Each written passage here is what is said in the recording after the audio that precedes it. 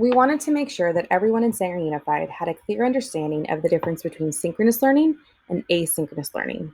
The two definitions you see on the screen come from the California Department of Education, and they illustrate the main difference between the two, where synchronous learning takes place in real time and it is live or virtually live.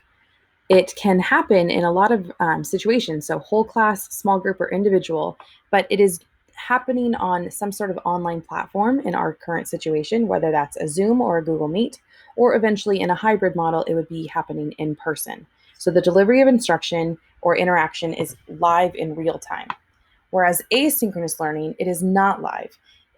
Actually, asynchronous is not at the same time. So it is not direct, it is not simultaneous interaction, and it can be taken the form of videos that have been pre-recorded or practice of content or students independently working on content that you have gone over in a synchronous session.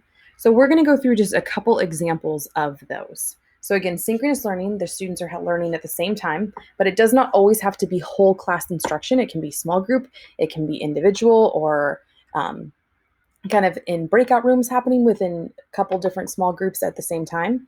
It can possibly be more engaging and effective because the students have that direct contact with the teacher. They can immediately get instant feedback. So the teacher can have some formative feedback, whether that is in a Zoom, you can do a poll, or in either Zoom or Google Meet, some sort of chat, or with their voice, they're answering questions live. So again, some examples are video conferencing, streamed videos, live chat. Whereas asynchronous, it offers more flexibility and convenience. The students are able to kind of work more on their own time. We have a set schedule where it is happening kind of within given parameters, but if a student needed to, they could watch that video at a different time or complete the independent work at a different time and at their own pace. It doesn't, though, offer that live communication, so they can't just hop on a call and ask you a question, whereas the synchronous, they're there with you. So this could be different screencasts or videos, comments on a discussion board that are not happening in real time, a Flipgrid assignment, or students are making videos and then submitting them afterwards. Just a couple more examples, and we're going to take each one of these at a time. So with this, the learning and the teaching happens at the same time, whereas asynchronous, they have to be, the materials are presented by the teacher in their own time. So a great example would be a video that I recorded, like a screencast like this, where you are having the option of when you want to watch it and do any of the work associated with it. The synchronous, there's the real-time communication. So even if I'm in a small group and some of my students are muted and they're working on something, if they're able to come into the chat and unmute themselves and say like, hey, Mrs. So-and-so, I had a question, that is still a synchronous learning. They are available and on the chat, but you might have said, okay, guys, I'm going to focus on this small group. Everyone stay here on the Zoom with me.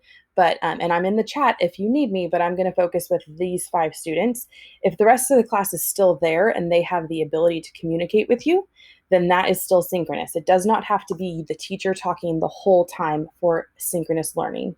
It actually shouldn't be the teacher talking the whole time. You want to still have that dynamic of the student and teacher talk. Whereas asynchronous, it's not happening at the same time. If they had a question in the moment, they would not be able to stop and ask. It would have to be some sort of after the fact or an assignment where they are sending you information or sending something to you and you give them feedback after the fact. And lastly, it could be a live lecture, whereas asynchronous is a video lecture. Even though it is quote unquote live, it is a video, it is not happening in real time. The students are not watching you do the instruction in real time. So that is asynchronous. It's still a great practice, and it's a great example of how to make a great use of asynchronous time. It would be recording a tutorial, or whether that's you yourself or Khan Academy or any type of instructional video. So it's a great example, but it's an example of asynchronous, not synchronous. And lastly, some specific to Sanger, and we already went through some of these in a different presentation, but they are live sessions for the synchronous. These are some different activities that you could use during that live session. And then for asynchronous, what it is, and then some different activities. So hopefully that clears it up, the difference between synchronous and asynchronous.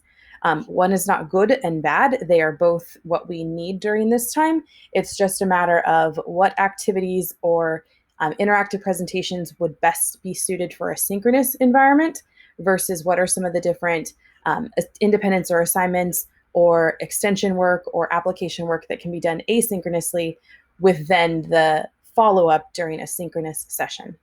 Hope that clears it up.